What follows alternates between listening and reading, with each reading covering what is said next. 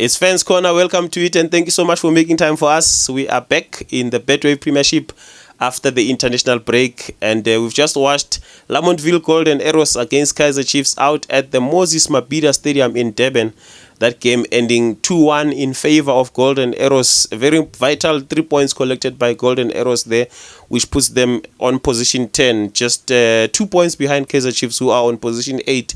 Right now, most of these teams around that area, in the middle of the table, are trying by all means to cement their position inside the top 8. And unfortunately for Kaizer Chiefs, who have been in that position, in position 8 for a long time, it looks like it's impossible to go up the table, and it looks like going down the table is imminent now, because the teams around that area, around those positions, have played less games compared to Kaizer Chiefs, which means if they win their games, they will leapfrog Kaizer Chiefs and find themselves in the top 8, and Kaizer Chiefs might find themselves outside the top 8.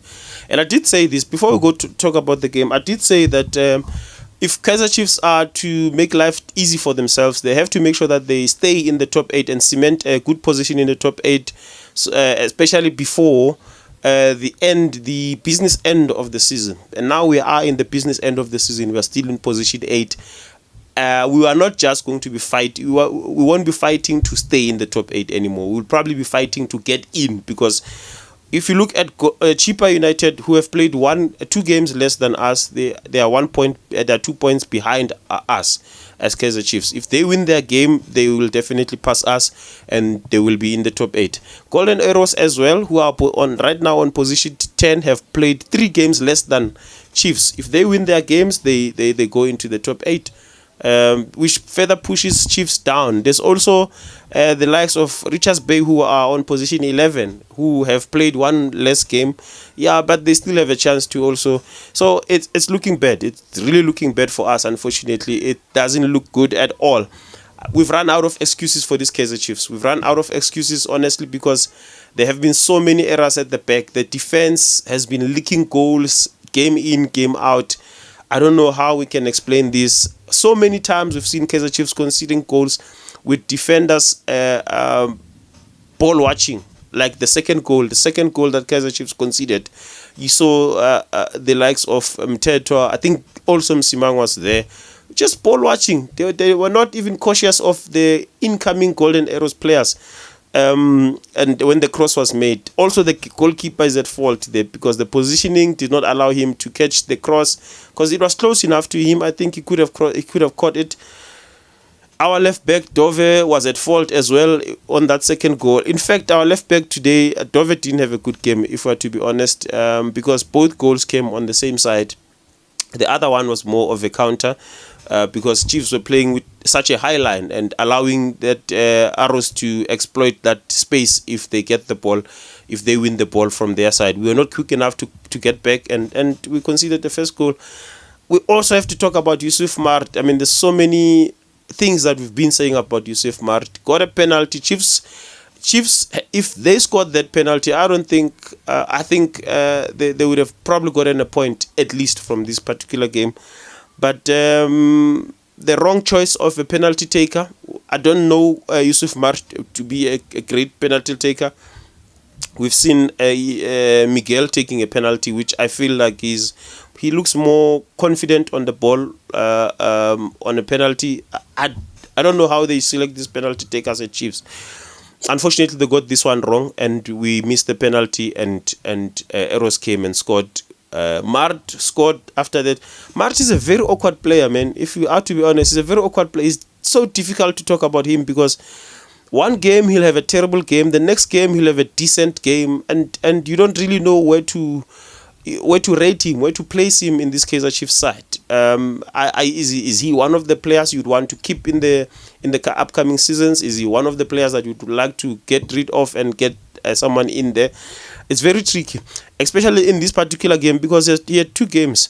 Okay, but he had a decent time at some point in the game, and he also had a horrible time, including that miss of a penalty. That's how awkward it is, and I think for a team as massive as Kaizer Chiefs, you can't afford to have players like that.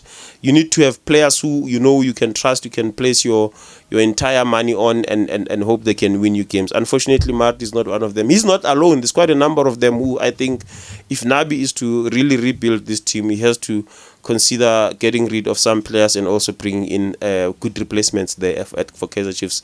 Right now, it's really not looking good, especially at the back. We need to fix a whole lot of things. We need a goalkeeper. We need the right back is terrible. If we have to think about the fact that we have Solomons and Frosler as our trusted or reliable right backs, I don't think a team like Chiefs, they would be good in other teams. I don't think at Kaizer Chiefs we can afford to have those players. Nothing against them, but I just feel like it's too big a team for them. The pressure that comes with playing for this team is a bit too much. Solomons will have the pace. He'll sometimes win the ball at the back. He'll defend, but the composure, man, when he overlaps and try to exploit the space, his final touch is terrible all the time. It's terrible. And that's why I was saying in another video that if Chiefs want to really rebuild this team, we need to look at the back and also deal with the flanks, the full backs. At the left, Dove had a terrible game today, but otherwise he's our best left back. We also have Cross, who I don't trust yet. I like him a lot. I've said it before. I like him a lot, but I don't trust to really rely on the left back there. Left back, right back, we need solutions there. The central defenders who sometimes are caught ball watching, I think if they play again, if they are around better players, they'll probably do better. The injury of Dudley also really killed us. The defensive midfielders, if we have better defensive midfielders at Kaizer Chiefs, we'll probably have a better defense as well. But Nkosing Phile did not have a good game at all. I don't think Ngobo had a good game. Sometimes I even forgot he was in the game. Good player on his day, but unfortunately didn't have and today we lost the game. So we'll talk about them. Dupree as well. But the thing with Dupree is quite similar to Saile. You won't see players like him if the team is playing on a high line. If the team spends most of the time in the opposition in the half of the opposition, you don't see the players such as Dupree, because they need space to run. Their strength is pace, so you can't exploit pace in a very congested area where there's so small. There's not enough space, so you won't see a player such as Dupree. So I honestly thought if we are going to be spending more time on the Arrows side, then we're not going to see Dupree. But if you take Dupree and put him in the Arrows side today's game, take Dupree, put him in the Arrows side, he was going to cause us problems. He was going to have a good time for 4 Arrows if he was playing for Arrows, because they had a lot of space to exploit. Case in point is the first goal that they scored, exploitation of the space that was left behind by Kaizer Chiefs. So I don't know how the coach sees the game, because if our game plan is to spend more time in the opposition's half, then we shouldn't be playing the likes of Dupree. That's precisely the reason also Saile didn't have a good time at Kaizer Chiefs. But if you watch some of the games that he plays in Super Sports, because they would sit back a little bit. If they sit back and they win the ball, they have a lot of space to play with, and the likes of Saile and the likes of Dupree, they definitely they triumph over such playing conditions.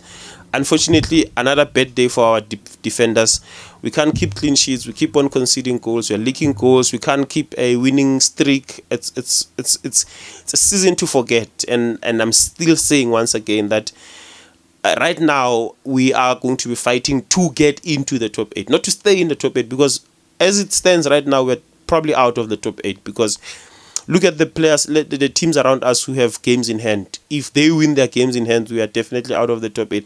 We should consider ourselves as a team that is actually outside of the top 8. We spoke about the last season. We were talking about this, and I said maybe it wouldn't be such a better idea for Chiefs not to make it into the top 8, so that they can have a time beginning of the season not focusing on the likes of MTN 8, because that's the first tournament that we have to deal with. Perhaps we have to deal with the league early on and deal with that. For now, I think I really wouldn't be focusing too much on the top 8. I'd like to play in the MTN 8, but is it really worth it if we are in the building process? Because really, it's not looking good right now. It's really not looking good. Our only hope now is the Nedbank Cup, but even that we are going to be playing against Mmodi Sundowns, who I have to say I don't see us getting past that one. But we have to have hope. But unfortunately, I don't see us going past that one. But we'll see.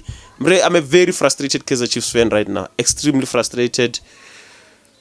There's nothing good that you could say is happening at our team. And it's been like this for a number of seasons, unfortunately. Okay. What a terrible time to be a Kaizer Chiefs fan.